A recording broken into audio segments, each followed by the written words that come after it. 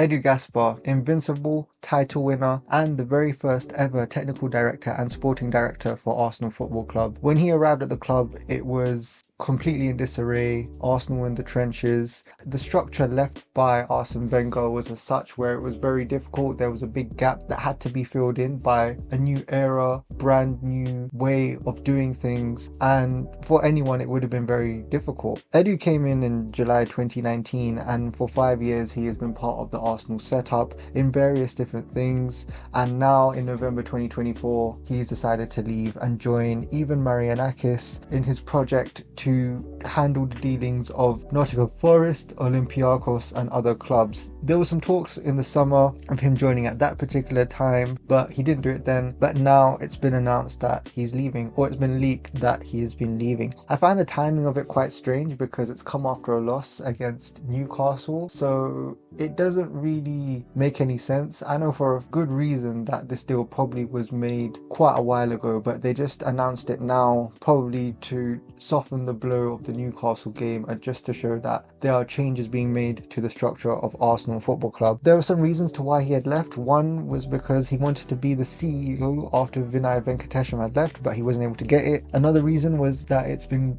increasingly harder to challenge Mikel Arteta on some of the decisions that he's made in terms of transfers and outgoings and incomings. And the third reason was because of some of the things that have happened in the transfer window as of late. Overall, he's going to receive triple the salary that he was receiving at Arsenal Football Club, so that is a big reason for anybody, football related or not football related, to go to the new job. And what I can say about Edu Gaspar is that from where we were in 2019 to where we are now, there were a lot of problems at Arsenal back then. The structure of the club was a mess. The players that we had, some of them were on big wages. The atmosphere in the stadiums was toxic. There were fights, there were arguments, and the fan base just wasn't really united. And what I can say for Edu Gaspar, and something that I will give him and everyone at Arsenal credit for during that time up until now, was the great improvements that has been made since then. At that time we were 8th and 10th, and now we are title challengers. And although things in this season haven't quite gone to plan over the last couple of years, we have been challenging for the title and we have been competitive. So in that case, there has been some big positives. However, when we look at Edu Gaspar, we have to look at some of the things that have happened over the last 5 years. And one of the things that we need to judge him on is the transfers, the contracts, how he's dealt with players, how he's dealt with the manager, and just see where or how well he's done in the role that he's been in. He's had around 35 to 37 players incoming, and also some of the players, how he's dealt with some of the departures as well. I think one of the big criticisms with Edu is that with some of the departures is he hasn't been able to sell them at a good price or able to get as much money out of it. And it's something that he himself has also talked about, where he said that it's been very hard to look a player in the eye and tell them, you know what, you're out of the door. We've seen this in certain cases where he's dealt with high profile players such as Ozil, Aubameyang, Lacazette. He's done a decent job at challenging Mikel Arteta, especially with the Aubameyang situation, saying, you know what, do you really want to get rid of him? And he was able to get it done. Now, one of the criticisms we could say is that he basically ripped up the contracts and just told them to walk. Sometimes in other clubs you would try and get like a little transfer fee for them, but in this case he just wasn't able to do that. And this was a bit of a trend with a lot of the players that were in Arsenal. Don't get me wrong, he has done pretty well in some of his departures. Alex Iwobi for around 40 to 45 million, Willock for 30 million, Balogun as well for around 30 to 40 million, and very recently with Smith Rowe and the other players that have left in this transfer window. But however, we have lost money on certain players. Ramsdale, we bought him for 30 million, he's gone for around 20 million. He's improved as a player, especially at Arsenal, but for some reason we just weren't able to get as much money for him. And very famously, I think one of the biggest departures, which I think Arsenal completely mucked up on, was the Emiliano Martinez departure. He was, in my opinion, a very good goalkeeper, someone we could rely on, someone that proved to be the starter for Arsenal and be part of the first team. However, due to Leno or due to things happening at the club, Arsenal got rid of him for around 15 to 20 million, and that was a big blunder, because now after everything that he's done in his career, especially for Argentina, winning the Copa Americas multiple times, winning the World Cup as well, and being the goalkeeper of the tournament, his transfer value has gone up to around 80 to 100 million, and it just makes you think on some missed opportunities there. And also with Edu, we have to look at some of the contracts as well. He's done very well to tie down Saka, Odegaard, Saliba, but especially in the beginning of his tenure, he helped tie down Rob Holding, in which everyone said at the time he wasn't quite good enough. And those were some of the decisions that had affected some of Arsenal's seasons, especially I think between 2021 to 2022 or 2022 to 20, I think it was 2022 to 2023, where Saliba got injured and then we had to play Rob Holding, and our season was in complete and utter disarray because Rob Holding essentially just wasn't good enough as a defender. So it does raise questions to both Edu and Mikel Arteta on whether or not they trust certain players far too much. And I think it is fair to make that criticism, and it's fair to make that argument, especially with certain players that have been brought into the club and certain players that have been kept longer than they should have, especially with players such as Eddie Nketiah, Reece Nelson. Very recently we got rid of them. I'm sure they will go out to do good in their careers with Crystal Palace and with Fulham, but to give Eddie Nketiah the number 14 shirt, to pay him 100 grand a week, with Reece Nelson to essentially put him down to a long-term deal and essentially not utilize him as much, it does raise those questions about who Arsenal are giving the contracts to and whether or not they should be given those certain types of contracts. So there's a lot of things with Edu that we can look at, but I think one of the main things that we need to look into is the transfers that Arsenal have done. And also with Edu, he's someone that came from the Brazilian Federation. He's highly respected over there, and he also done some work with Corinthians. And I think one of the main criticisms with Edu was his lack of ability to bring in more Brazilian talent from the leagues in Brazil. We managed to bring in Martinelli, who has been a very good player for us over the last couple of seasons. He hasn't been doing too well, especially in front of goal, but he has been a success. And the only other player that we could possibly look at is Marquinhos, and Marquinhos has been a major flop. He came into Arsenal and he hasn't been able to do anything. So there is criticism with Edu on that. But like I said, we're going to be looking into some of the transfers because that is one major thing that Edu has been a part of. So that is something that I'm going to look at. He spent around 600 to 800 million, including outgoings, and it's probably important just to look at who has Arsenal signed between 2019 onwards. And this is the thing, some of them have been accredited to Raul Sanelli, so maybe it might be a good idea just to take that into consideration as well, such as Nicolas Pepe, 72 million, one of Arsenal's biggest ever flops. He's done well, but he hasn't justified the price tag and he was shipped off immediately. Willian, probably Edu's biggest flop. He was bought in as a free from Chelsea, so there was already hostility there. He did have a hat-trick of assists in his first game, but he just never really got on at the club and he just wasn't good. David Luiz, like I said, not very good either. He did help some of the youngsters at the time, such as Bukayo Saka, but overall as a defender he just wasn't very good and he didn't stay for very long. Runnison, poor goalkeeper, played a few games but he wasn't good in any of them. Matt Ryan on loan, so not much you can say there. Fabio Vieira, especially for 35 million, and I think one of the criticisms we can have of Edu was that when he went into the transfer market there were certain players that he bought for money that was more than that was necessary, and Fabio Vieira has been a flop. Just hasn't been good, been given many chances. He's been injured a little bit, quite a bit as well, and he's been given multiple chances, but to send him back on loan now and to not have him as a backup attacking midfielder for Odegaard speaks volumes. Neto, big blunder there. It's not about the fact that he hasn't played or not, it's the fact that we can't even play him in the competition that we were supposed to buy him for, which was the Carabao Cup. He was cup tied, so it was absolutely a brain dead rush transfer there. Nuno Tavares, another poor signing, especially for £8 million. He just hasn't been able to get the ball running and just hasn't really gelled with the club. Matt Turner, he was at the club for a bit and then he left straight away and he wasn't really brought in much as a backup goalkeeper. Cedric Suarez, he was brought in as a free and I will give him respect for what he did in the Euros in 2016. However, even him, he was just a bit part player, so that didn't work out. Sambi Lokonga, another big flop. Whenever I saw him play, he just seemed like a boy amongst men, and for the price tag and for what Vincent Kompany has said, it just hasn't really worked out. Other players include Pablo Mari, also another flop. He was bought in on loan then for £5 million and he just wasn't good. I remember the game against Chelsea, Lukaku was off form and still Lukaku basically ragdolled him in that game, so that was bad. Dani Ceballos, that first game he done against Burnley really hyped up a lot of Arsenal fans, but since then it was shown that he wasn't really going to to stay in the club for longer than he was. He did help Arsenal with the FA Cup, but yeah, that didn't really work out. And just a bit of a side note, I'm surprised he's been at Real Madrid for so long. Raheem Sterling so far just hasn't been looking too good. The thing is that Martinelli and both Trossard, especially on the left and the attacking mid, just haven't really been doing as much on the field. And I think that Raheem Sterling so far has had quite a few opportunities to stake his claim, but he hasn't done that as of yet. The jury's still out with him. He is on loan, but I'm not sure if that's going to turn out very well. Jakub Kiwior, especially as being brought in as a backup in the January transfer window, for me just isn't really good enough. He's left-footed. He was brought in due to his stats, but for the price tag of £17 million, I'm just not convinced by him, and I think that's a flop. Jorginho, that was a good signing for £12 million, a guy with that experience and pedigree, someone that can be brought in as a backup, and especially last season when he covered for Thomas Partey for the majority of the season, that was a good signing. Calafiori, the jury's still out, but he's shown promised signings. Kieran Tierney, unfortunate.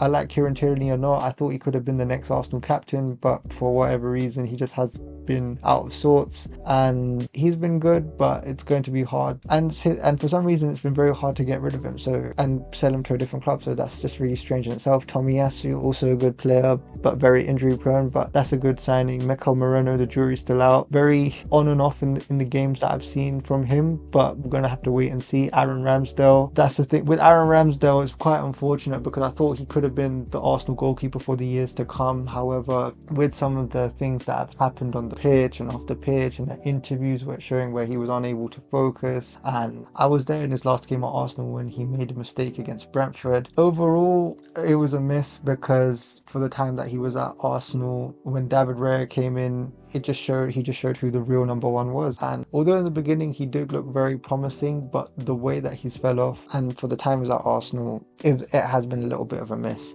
Zinchenko, for the first season, he looked alright, especially in that inverted position, but since then just not been looking good at all. And for me, it's a miss because he's been found out as a defensive liability, especially for 30 million, and for how easily City have sold both Zinchenko and Jesus, and especially for what's been going off the field, especially with the whole politics thing, it's just been a miss. Gabriel Jesus, £45 million, came in with a lot of promise, and especially to be the new striker for Arsenal.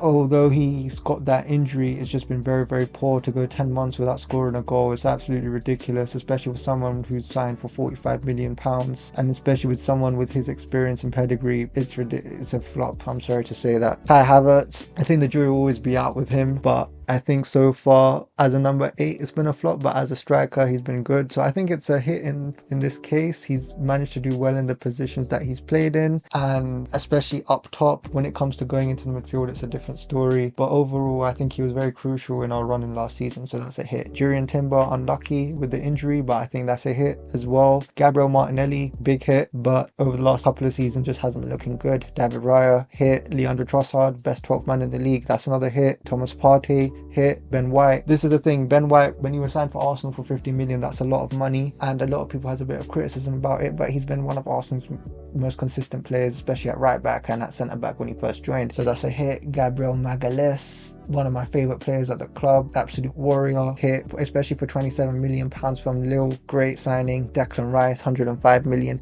and this is the thing I'll give credit to Edu for. We managed to make our very first 100 million signing for a player that's been sought over from the whole of Europe, and we managed to get Declan Rice ahead of City, Chelsea and so many other clubs, so that's something I'll give him big credit for. William Saliba as well, hit. And I think the creme de la creme, Martin Odegaard, probably the best signing out of the entire bunch, especially for £30 million. And this is the thing, right? As you can see throughout this 35 signings, I would say that there were a lot of signings that were misses. And while he did get some really good signings as well, for £800 million, we managed to get a good starting 11, but the bench, especially up until this point, has just been very poor, and you can see there's been a big drop off in quality. And I think that's a big criticism you can have on Edu, because for that amount of money, the recruitment should have been better in that side, where you have a good starting 11 and also a good bench as well, where the quality isn't too wide in that regard. And a big thing with Edu is that, and with Mikel Arteta, is that they tend to go for signings that are players that haven't done well in the previous club or are damaged per se. Like for example, If we were to look at Kai Havertz was having a bit of a tough time at Chelsea. Then what did Arsenal do? They brought him in and they built up his confidence again, and then he started firing. Someone like Martin Odegaard was at Real Madrid, didn't do too well there. Then he went to Real Sociedad, and then he improved himself a bit there. Then he came to Arsenal and then really realized his potential. So we've really gone for a lot of players like that I don't know how to phrase it, but it looked like Arsenal are trying to save them. And I think one of the things with Edu is that, and with Mikel Arteta, is that we probably need to move on from that sort of strategy. It will sometimes work out and it sometimes won't, because there's a reason why players get to that stage in previous clubs, and we're at a point now where we need to bring in proper world-class talent that can compete with the players in the starting 11, because that is essentially how you make a good bench. And unfortunately Arsenal haven't been able to do that, and Edu hasn't been able to do that enough at this particular point in time. And I think one of the other things that we also need to look out for is Arteta and how much power is he going to get after Edu is gone. Because the thing is that when Wenger was at Arsenal, he had all the power in the world, and we saw how that turned out. It turned out quite bad. And with Arteta, I'm not sure if it will work out with him or with any other manager. So it's important that Arsenal get another sporting director, and I think it's also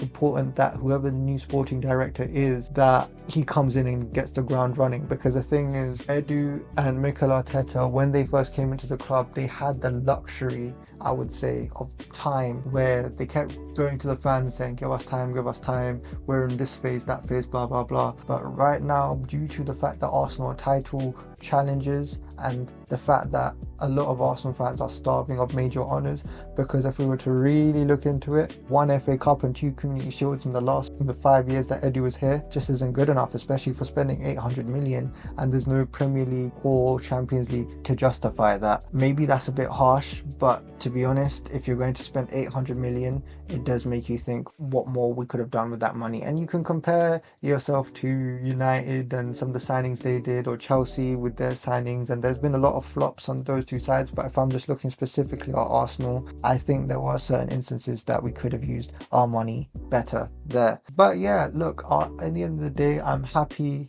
for Edu. He's managed to improve Arsenal. Here's the thing, I know that some people will be scared about what's going to happen next, who will be the new director of Arsenal that will deal with these things, and maybe sad that he's going. Other people would be quite happy to see the back of him, because some people believe that he hasn't done enough. It's a very mixed reaction, but what I can say is, as somebody who's looking into some of these things and as much of these things as possible, there's always a middle ground. And I think Edu has done a decent job from when he came in 2019 up until now. He's helped unite the fan base, he's improved the squad, we're looking a lot more competitive. However, there's been a lot of more misses in the transfer market than I would have liked. We haven't been able to win as many honours like FA Cups or Carabao Cups even during that time, and we haven't won any major honours despite the amount of investment that's been made to Arsenal Football Club. And I think now it's probably, or around this time is a good time to leave. I think it would have been better if he had left during the international break, or possibly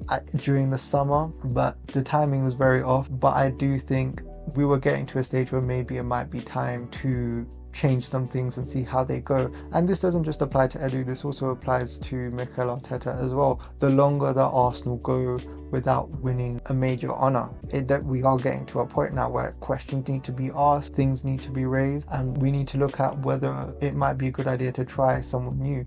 Maybe with Liverpool, with Arne Slot, he's come in and Liverpool are looking absolutely ecstatic and they're top of the league at this current moment in time. But like I said, I still want to back the manager, I still want to back everything that's happening at the club, but it would be unfair to say to not have these conversations. So yeah, best of luck to Edu. Hopefully he does well in his next venture. He's done a decent job, and although there were some things that he could have done better, especially with the transfer dealings, it is what it is. We move on. Hopefully the next guy comes in who is an elite sporting / technical director, someone who can challenge Arteta, someone who can challenge the Cronkies, someone who can give a different opinion.